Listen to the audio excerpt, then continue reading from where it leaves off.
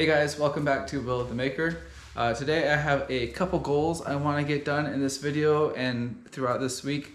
One is I have an order I'm going to fulfill for my automotive stuff, but the main thing I want to do is start redoing the product photography for my Pengineer 3D line, especially with the different color options. I have a few different colors, a few new colors I want to launch, and I just think that my photography on the colors is lacking. I think it's kind of bad. It's just not good. It's not great consistent lighting. Each one's slightly different white balance, and I just want to redo it with one consistent place. The lighting in the garage actually ended up pretty good for doing that. I kind of experimented with it before, kind of having a roll of paper right here and taking some quick pictures, and it worked really well. So I was kind of inspired by that. I ordered a nice white backdrop with a smooth surface to redo all the product photography. But first, before I do that, because I want to do it all in one go, don't even move the camera, just have the same setup and just copy and paste, copy and paste, copy and paste with the different colors.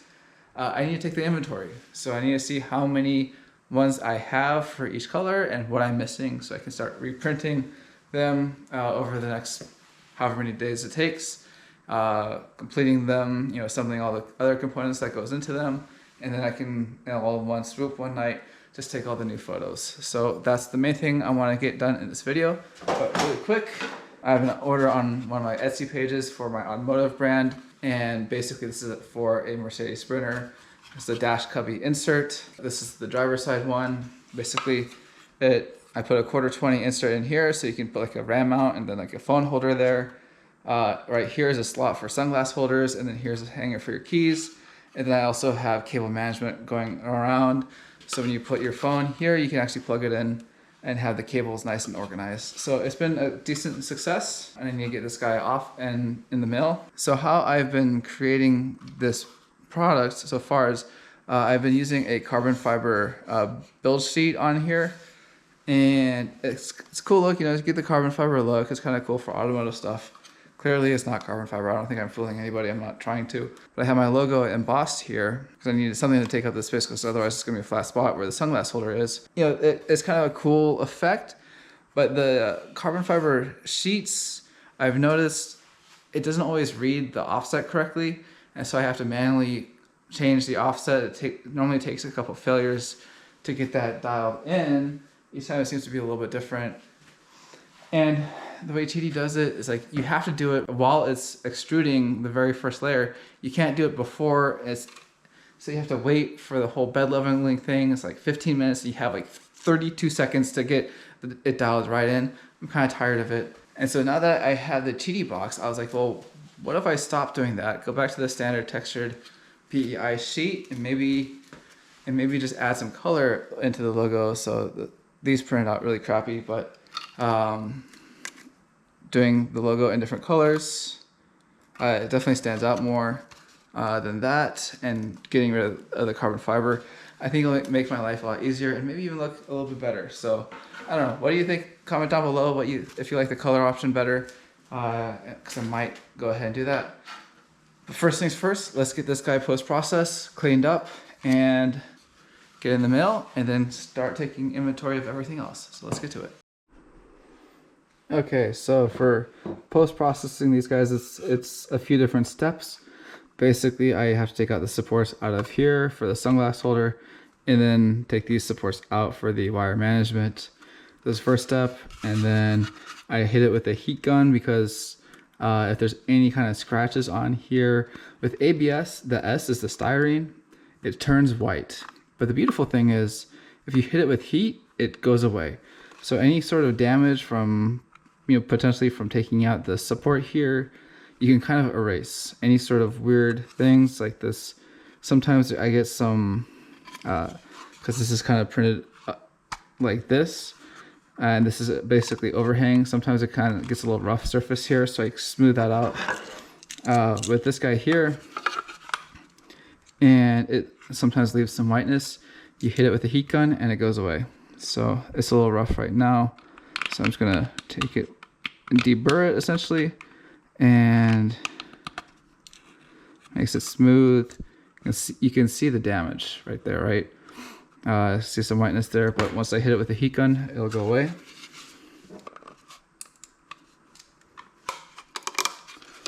Just slides right out. That came out pretty cleanly, actually. That's one of the better ones. And I just use, honestly, a lot of times I just use a smaller flathead screwdriver and it works pretty well. Just to kind of push it out. I make sure there's no extra stickiness there. There's some stuff bottom of the support's staying on there. Just kind of push that off. You can see a little bit of scarring in there, but that will go away with the heat gun, which I will do next.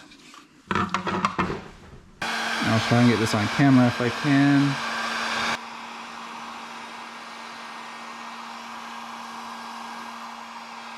Okay, that's pretty much gone.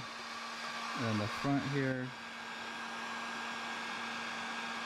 you're basically left with the smooth plastic, and you can't see any scarring.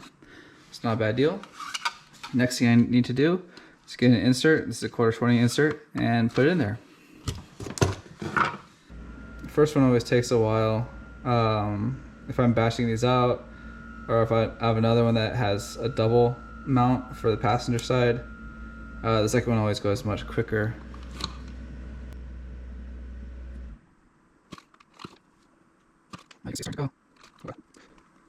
And this on camera is a weird angle, but that'll be fine because you get to basically the last millimeter right there. I like to just leave it sit and heat up. And then you take a nice big flat piece of metal. Take a nice big flat piece of metal and just push that on, squish it. Gives you a flat surface to make sure that the insert is flat along the surface. You can see it's not protruding, it's even, and it helps cool it a little bit because this basically acts as a bit of a heat sink. And now that is good to go. So let's box it up and get it out.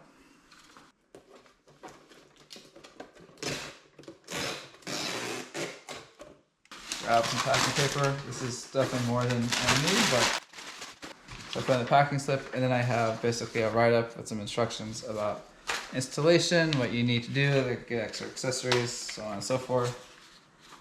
I just kind of put that with my logo out, so that's the first thing they see. And then I throw in a sticker as well, right there. Good to go. And as I don't have a thermal printer yet, I basically just print out the shipping label on paper here and cut it out. So I'm gonna do that and then tape it on the box, and then we're done. That's cut. Now tape it onto the box. Good to go. So now it's time for the main fun, the main event, which is inventory. All right, I got my computer here with a spreadsheet with all the different colors and products, and I'm gonna go count them one by one. So let's get to it. Ink station. I'm hoping this won't take too long, but we'll see. These are fairly easy to see. Definitely missing a number of colors, so I definitely have some printing ahead of me. Black, I have 1, 2, 3, 4, 5. It's funny, I printed all this for the last pen show, the Orlando Pen Show, and I looked back at previous shows, how different colors do. Normally black sells very well. I think I maybe sold one. I made a bunch of them. Oh well, sometimes it's hard to judge going into a show, especially if you haven't been, you know, who's going to be there, what their favorite colors are, for example. And so you just never know. Blue eyes, I have 1. Ice, I have 0. Red eyes, 1.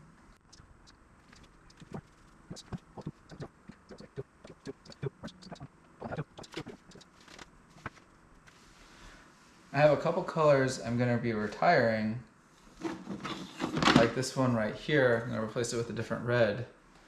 I'll probably still take pictures of it. One, I do still have filament for it, but also in case I ever bring it back. I don't know if I will bring colors back, but if I do the picture now, I'll at least have a good quality picture for it, and it won't take that much extra time when I take the pictures. Okay. Well, that wasn't too bad. A few more products to go.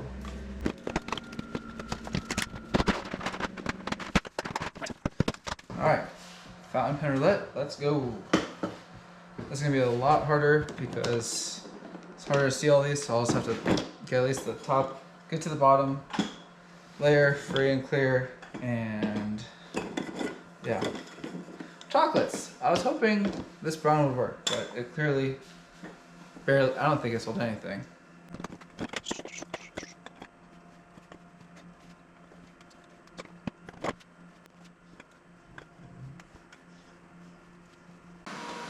Alright, so another day. I didn't quite finish up last night because I had to go help take care of the baby because she woke up crying hysterically. But another day, not the end of the world. I was able to get some information to help get me started producing things today. I'm going to go through this box now and see where we're at. This is definitely a mixed box, so it's going to be a little more challenging to get everything figured out. So we shall do our best. I have some things like this where I was running out of the yellow gold filament and I just switched to black. I thought that would look cool. Nobody bought it. Oh well.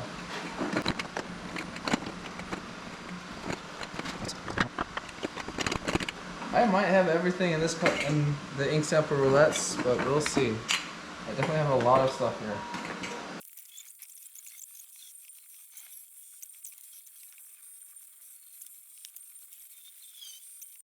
Okay, so this is what I'm looking at. Basically, I just need the first 4 columns. I've already done a couple of the ink stations, but shouldn't be too hard to get done.